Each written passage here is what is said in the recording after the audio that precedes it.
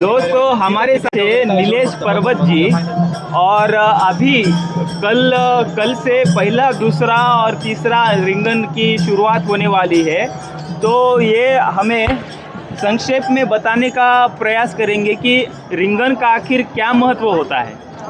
अभी बहुत सारे सालों से ये वारी चलती आ रही है, लेकिन एक बात वारी में है कि माऊली हर एक भक्त को दर्शन देते हैं। ऐसा कहा जाता है पुराने सालों से कि माऊली जब वारी में या फिर उसका पादुका लेके चलते हैं तो वो थक जाती है।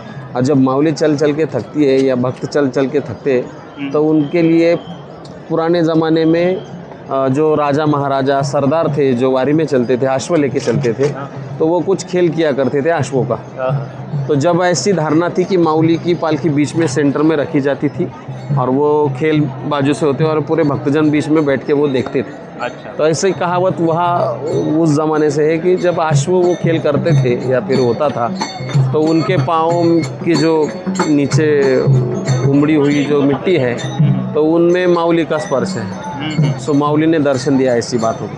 आगे चल के ये बहुत बड़ा सोहरा हो गया। तो जब अभी रिंगन में आप आओगे तो आप देखोगे कि बीच में माऊली की पालकी जब आती है तो बाजूचे पूरे डिंडियों से भर जाता है। उस डिंडियों के बीच में लोग बैठते हैं, बीच में अश्व दौड़ता है और बीच में कुछ लोग बैठते हैं। और जब पूरी डिंडिया उधर खड़ी होती है तो माऊली की पालकी पूरे ऐसी गोल घुमाई जाती है। अच्छा। तो सभी को वो दर्शन देती है माऊली, पब्लिक को। उसको बीच में ला जाता है। फिर अश्व से पहले ध्वजधारी जो आदमी है जिसको मान है, सम्मान है, वो ध्वजधारी अश्वधारी 3 या 4 राउंड मारता है वो। उसके बाद में अश्व दौड़ते हैं। आगे जो अश्व दौड़ता है वो माऊली की पादुका उस पर सवार है, ऐसी धारणा है। और पीछे जो ध्वजधारी अश्व दौड़ता है वो ध्वजधारी और दर्शन देता है।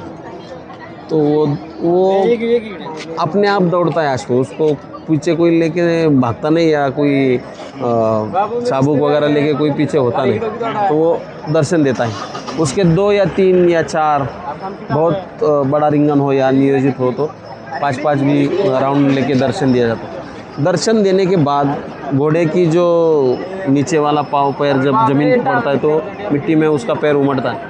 तो वो मिट्टी लेके लोग भगवान की मिट्टी समझ के उसको लेके जाके घर के खेती में डालते हैं। कुछ लोग भगवान के घर में या अपने रखते हैं। तो ऐसी धारणा है कि उधर माऊली का पैर उमटा है, वो लेके जाते हैं। उसके बाद में सेंटर में पालकी रखी जाएंगी और सभी झंडा जिसके हाथ में है उसको ध्वजधारी या पड़करी कहते हैं। तो वो बीच में आके पालकी को झंडा लगा के अपना दर्शन, अपनी सलामी या फिर अपनी हाजिरी माऊली को दे देता है।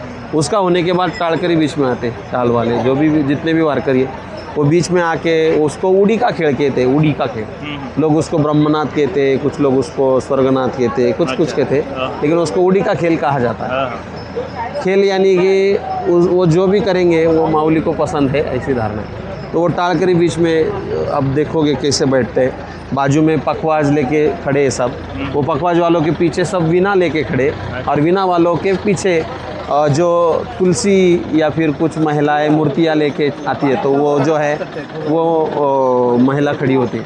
अब हर एक को सलामी देने का मौका मिलता है। पहले टालखरी, फिर पखवाज वाले गोल घूम भागते हैं तो उनको सलामी देने का मौका मिलता है। उसके बाद में वीणा लेके जो भी जितने बूढ़े आदमी हैं जिनको गले में वीणा है वो दौड़ के वो अपना दर्शन माऊली का लेते। उसके बाद में जो महिलाएं वो तुलसी लेके भागते, बहुत ज़ोर से भागते, वो देखने लायक है।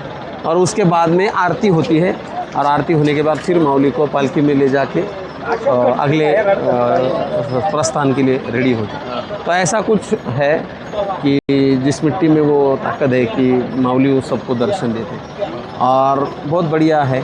रिंगन का महत्व खूब बढ़िया है, मज़ा आता है। आपने